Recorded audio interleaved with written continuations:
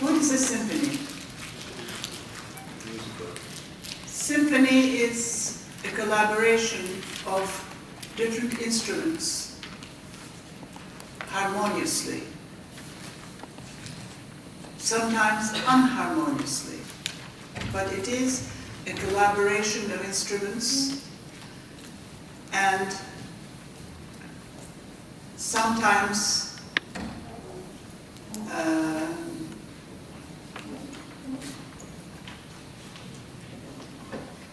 facing and clashing of instruments. During the 20th century, most of the time it was clashing of the instruments, the sounds of the instruments, the rhythms of the instruments, different sounds, different timbres, different colors of the instruments. Many, many, many instruments playing together, sounding together, and creating a harmonious atmosphere, creating a different rhythmic atmosphere. Franz Joseph Haydn used to be considered the father of symphony. He was called Papa Haydn, even. He composed more than 100 symphonies. And those symphonies were composed mainly for a prince by the name of Esterhazy. Two princes, actually. One died and the son took the title. Haydn lived on. So it was, most of those symphonies were composed by commission. Every month, at least, Haydn composed a symphony for his patron. And many of them have names. And then by the last decade of his life, he retired, and then he started composing independent symphonies, but again for commission, for a London impresario. But we're not going to go into Haydn's life now. So he was the father of symphony. Then came Wolfgang Amadeus Mozart. He didn't compose 100 symphonies, but he composed 41 symphonies, starting from his youth, from his childhood even. Symphony was an art form which was a signature of any serious composer who wanted to be taken seriously, because that was the most difficult form, where you had to deal with all the instruments of the music world. So after Mozart, who do we have? We have Ludwig van Beethoven. Again, the number of symphonies are much less. So we start with 109 symphonies of Haydn, and then 41 symphonies of Mozart, and then we come to 9 symphonies of Ludwig van Beethoven. But with Beethoven, the form of symphony became colossal. The first 4 symphonies of Beethoven was composed in the manner of the classics, Haydn, Mozart, Viennese classics. But then, after the 5th symphony, he became a revolutionary composer. He became an innovator of the form of symphony. He changed the form of the symphony. His symphonies became larger and larger. His symphonies became longer. And by the time that he composed the 9th symphony, by the time he composed the 9th symphony, he introduced something new. He introduced human voice into the instrumental sound, human voice with chorus. Then we have a composer by the name of Gustav Mahler, another symphonist. Gustav Mahler composed, again, like Beethoven, 9 symphonies, but then he thought, I can't be Beethoven, so I should compose another symphony. His 10th, but he couldn't finish it. Mahler's symphonies were considered paintings, sound paintings. He introduced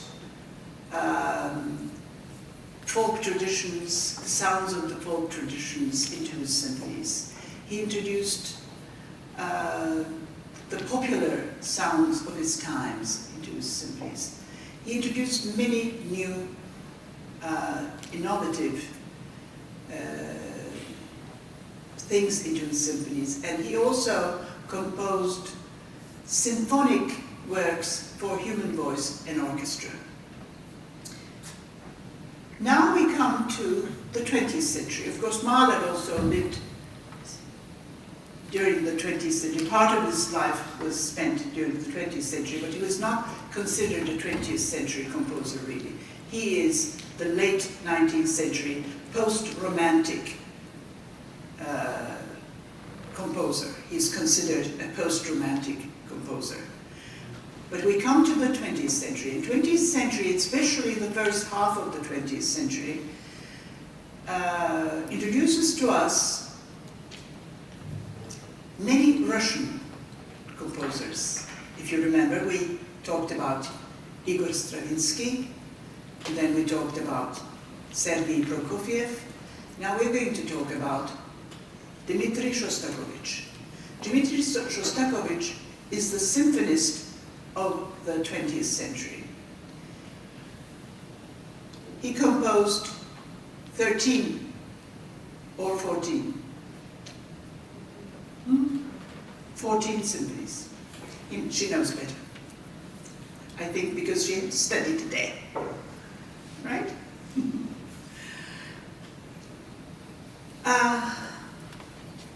Yeah, Shostakovich was definitely the symphonist of the 20th century. He had, his life was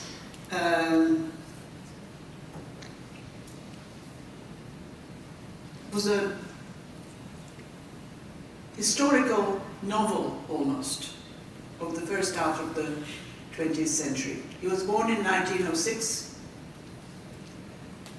Like most of our Turkish composers, the first generation of Turkish composers were also born between 1904 and 1908.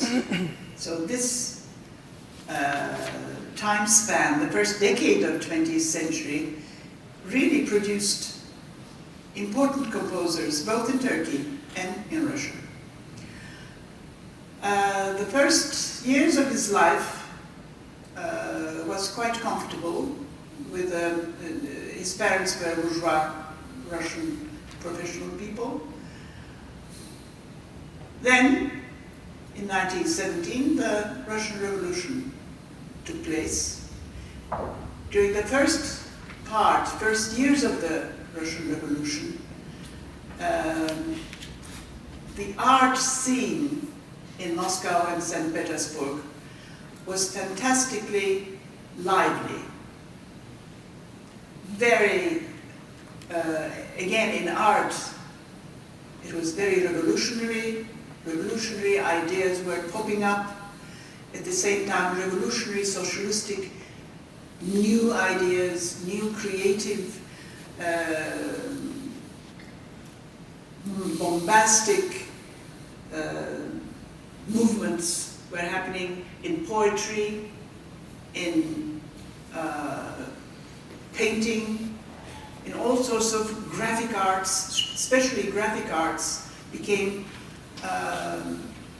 very progressive during the first part of the revolution, until Lenin died, actually. Theater, people like Meyerhold, for instance, theater director and creator of the 20th century, one of the geniuses of theater, Meyerhold, lived through this period, and he was a friend of Shostakovich's. Poets like Mayakovsky, Anna Akhmatova,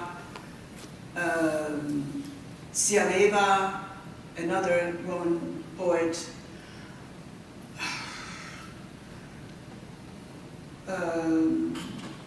and graphic designers, textile designers, architects. You know, it was such a lively avant-garde movement that was going on.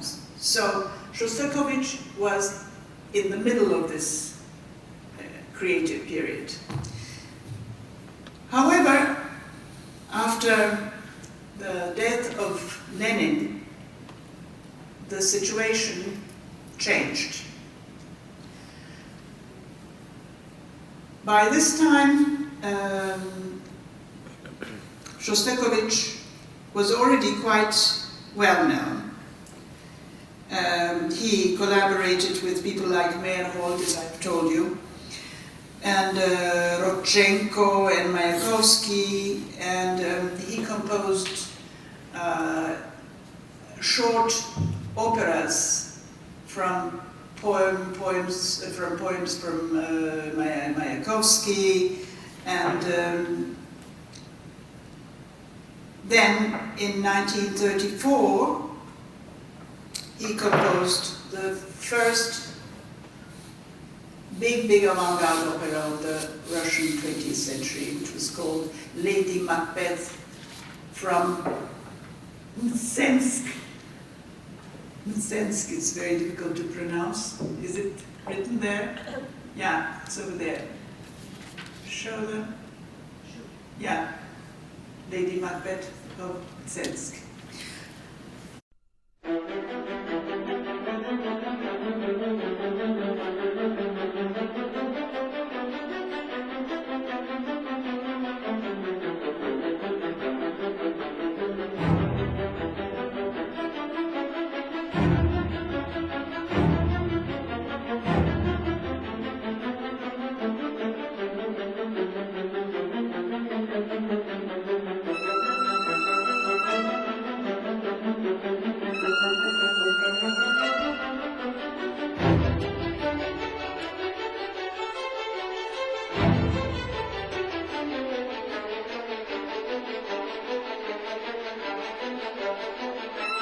Even a musician might not be able to recognize the instrument. Now, which instrument can produce that sound? It's very high. And then you find out, no? No. No. It's an oboe and a clarinet playing together. Well, this is very characteristic of Shostakovich. He uses the unusual sounds of instruments very differently, where those instruments usually don't use those high or low sounds. So he really makes a different and new sound